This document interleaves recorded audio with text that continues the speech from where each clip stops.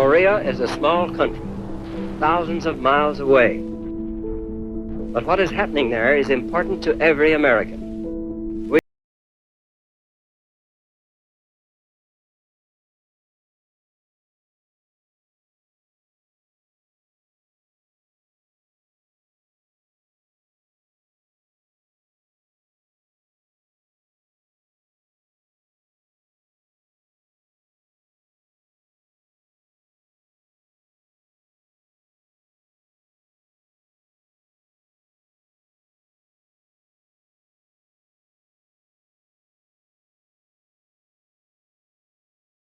North and administering it, and the Americans and other UN forces eventually occupying the South until a new government could be agreed upon. They couldn't agree because in the North, the communists wanted control not just of the North, but of the entire peninsula. Elections were held in the South in 1948 and created a democratic society, and at that point, American troops withdrew because they were no longer needed. The Koreans had a state there of their own. So this was a situation 2 years later when the North Koreans surprise attacked the South. The surprise attack was a mass attack with large numbers of ground forces and tanks, but also an air force that the Soviets had trained and equipped for the North Koreans. It was relatively small in number, but without a South Korean Air Force and without any Allied major presence, it was still very potent. And very early on in the war, the South Koreans approached the Americans specifically and the UN generally to say, we need air power, we need aircraft, we need to be able to defend ourselves. And it wasn't feasible to give them aircraft to operate on their own, and they weren't trained in using them. And so very early on, the American ambassador to South Korea reported back, they need immediate air power, and the course of the war in general will be determined by the presence or absence of American air power. I am proud to report that the United States is prepared to furnish assistance to the Republic of Korea. The Korean people had been under such duress with the Japanese, number one, and when the North Koreans came in, they treated them just as badly. They were so glad to see us. We were their rescuers. Last-minute evacuation by air is necessary. Many of the Air Force operations in the early phase were primarily air evacuation. As the front line pushed south, it went right past Seoul, the capital, and so there was a need to evacuate American and other civilians, which they did very successfully. The other major role for the U.S. Air Force from the opening phase was to apply as much air interdiction as they could in order to starve the attacking forces of resources. This was limited at the beginning, but increasingly effective as time went on, and in fact proved vital because the scale and speed and surprise of the attack made for a very potent offensive. And the North Korean forces rolled down the peninsula almost all the way to the end. At the height of their wave, there was just a pocket in the southeast of the peninsula, the Pusan perimeter, that the South Koreans and Americans and Allied forces were trapped in.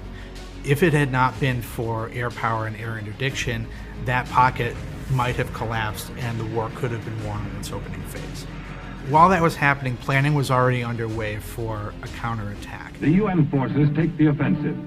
An assault fleet appears off Walney Island at Incheon Harbor. And that came eventually led by General MacArthur at Incheon, a major amphibious landing that created a pocket behind enemy lines and eventually was able to spread into a counteroffensive that rolled the North Koreans up all the way past the 38th parallel and increasingly all the way up towards China. The closer American and Allied forces got to the Yalu River, which is the border between China and North Korea, the closer that we got to that border, the more China warned that crossing that river would mean them entering the war in force. It started out smoothly, but by nightfall of the second day, the UN was facing a new enemy in Korea. and a new war had begun. China was not going to wait for a mass invasion. They invaded themselves with large numbers of troops and tanks. And that Chinese offensive then was the second major turning point of the war, opening up a third phase in which a Chinese-led offensive drove towards the south. And this also saw the appearance and increasing frequency of Russian MiGs, which were an incredibly effective jet fighter and a major threat in their own right. But fortunately, the United States Air Force already had a new, more advanced jet fighter in the development pipeline, and that's the F-86 Sabre. We had F-86s and P-51s. Each flight had their own job, and the F-86s were escorts for B-29s heading north. It was designed as a fighter interceptor or also a fighter bomber, and it played both of those roles very well in the Korean War. It was not the equal of the MiG-15, but enough of its equal that the skilled American pilots could take advantage of that, and had an incredible air-to-air ratio over the course of the war. Many of the pilots in the Korean War had been pilots in World War II. Gabi Gabrewski was a Polish-American from Pennsylvania. Robbie Reisner, who went on to be one of the leaders of the American POWs in the camps in Vietnam. And then James Jabara, who was the first American jet ace. And then as far as aerial victory goes, they shot down 780-some MiGs in exchange for only 70-some losses. And that's a 10-to-1 ratio. The Korean War was known as a limited war. It was still incredibly destructive in the areas that were being fought over, and particularly in North Korea, where the majority of the fighting over the whole war took place. In both North and South, there were a lot of attacks against factories, railroad facilities, rail yards, bridges. The whole infrastructure came under attack. Oh, well, it was terrible. I mean, things were just completely blown up. Everything was. Well, the only ones that were left were the ones that were made out of concrete blocks like that. Any of those hooshes that they call them, they were just paper shacks. They got blown away. So those people had no place to live in winter time. They really had it tough.